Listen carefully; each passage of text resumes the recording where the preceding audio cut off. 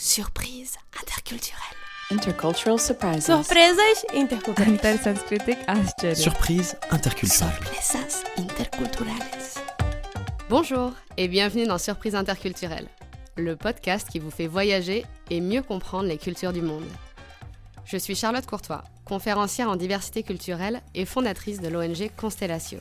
Je vous propose de vous raconter des histoires et anecdotes de voyage où j'ai été surprise par des réactions ou des coutumes d'ici et d'ailleurs. Le but ? Découvrir ensemble ce qui est à la base de ces surprises pour savoir comment décoder, comment réagir et comment anticiper tout ça. Allez, je vous laisse découvrir l'épisode du jour. Bonne écoute!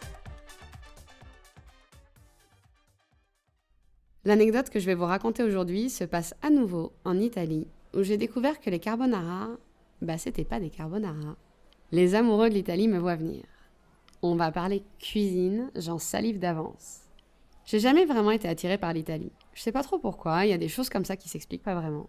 Mais bon, ça c'était jusqu'à ce que j'y aille pour la première fois. Et depuis, c'est l'inverse. Je suis obsédée par l'Italie. Il faut dire qu'elle a été maligne. Elle n'a pas parlé à ma tête, elle a parlé à mon estomac et à mes papilles. En fait, elle a aussi parlé à mon nez et à mes yeux, honnêtement. Bref, vous commencez à le savoir, je suis fanat de bouffe. Autant de bonbons, qui ne sont honnêtement pas une grande prouesse gastronomique, que des petits délices de la grande cuisine. Forcément, ça ne sera une surprise pour personne que l'Italie ait fini par me faire tomber amoureuse. Évidemment, il n'y a pas que la cuisine, il y a les paysages, les gens, l'histoire, l'art. Mais en vrai, quand je pense Italie, je pense bon petit plat. La première fois que j'y suis allée, c'était en Sicile. À moi, le sorbet citron, la glace à la pistache et les cannolis. Ensuite, j'ai fait un road trip de Turin à Trieste, en passant par Venise. Là, je vous parle de gianduja, je suis pas trop sûre de la prononciation, de la glace aux noisettes, de jambon de Parme, de prosecco, de tiramisu. Et puis avec l'ONG Constellatio, je suis allée 3 semaines à Gênes pour un projet sur la cuisine. La folie. La focaccia col formaggio, le pesto, les anchois frais, les gnocchi. Ça, je vous en ai parlé dans l'épisode 11 que je vous invite vivement à réécouter. Je vais vous mettre le lien en description de l'épisode. Et puis, 2023, je suis allée à Rome. Et c'est de ça que j'ai envie de vous parler aujourd'hui. C'était pas pour le travail, ni même pour les vacances. J'étais à Rome pour courir. Oui, courir.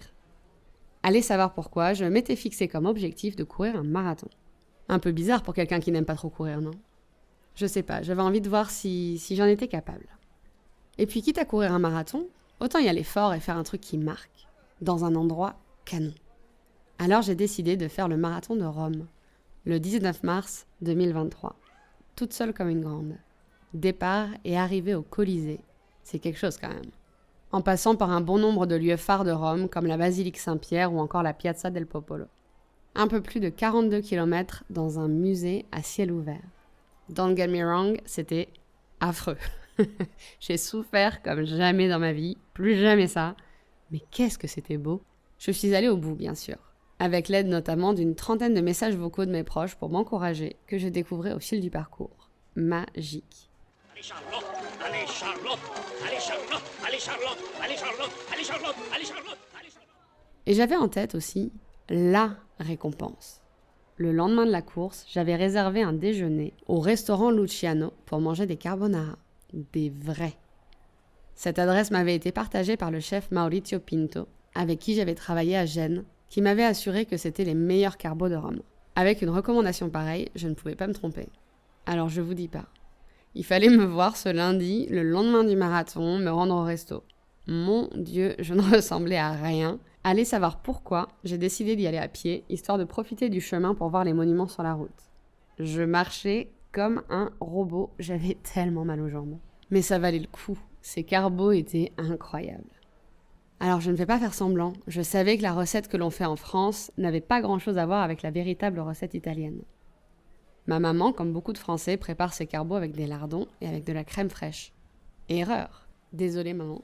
Les carbonara se préparent avec du guanciale, qui est une spécialité italienne. C'est un morceau de viande, séché mais pas fumé, qui vient des joues ou des bajoux du porc. C'est gras. C'est très très gras. Mais qu'est-ce que c'est bon. Donc pas de lardons. Pas de crème fraîche du tout non plus.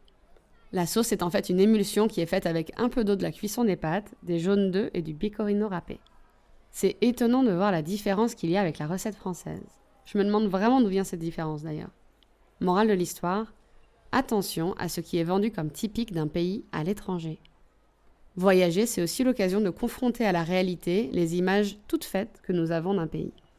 Et même sans voyager, je vous encourage vivement à réfléchir un peu plus en profondeur quand vous faites ou quand vous commandez un plat d'origine étrangère à la maison. Encore une fois, je vous invite à observer, à questionner, à creuser au-delà de nos images préconçues des cultures. Et si on remettait un peu d'authenticité dans les cuisines du monde ? Certes, on peut les adapter à la mode locale, mais est-ce que ce n'est pas mieux quand on précise que c'est adapté ? Si on aime vraiment les sushis, est-ce que ça serait pas chouette de se poser la question de comment est vraiment la cuisine japonaise ? Et puis, à quelle occasion ça se mange là-bas ? Les ingrédients typiques, c'est quoi ? À cet effet, je vous conseille vraiment de suivre le compte Insta d'Agora Adventure. Je vous mets le lien en description de l'épisode. Antoine nous emmène découvrir le Japon culinaire dans toute sa splendeur. C'est un bonheur.